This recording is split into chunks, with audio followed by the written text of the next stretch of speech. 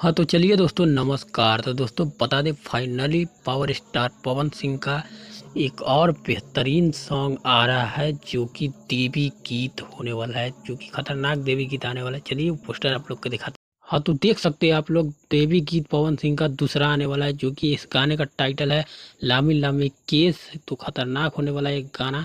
तो बता दें दोस्तों, ये गाना आने वाला है टी सीरीज हमार भोजपुरी चैनल से आने वाला है, जो कि ये गाना तो आप लोग को यहाँ पे नहीं दिख रहा होगा पोस्टर में, तो हमने फाइनली लगा दिए यहाँ पे। तो देख सकते हैं आप लोग, इसी चैनल पे आएगा गाना।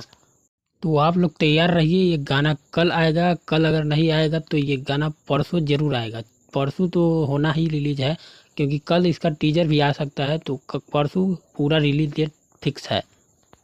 तो दोस्तों, ये था अपडेट। आप लोग को कैसा लगा ये अपडेट, आप लोग जो कमेंट में ज़रूर जय माता दी लिखिएगा।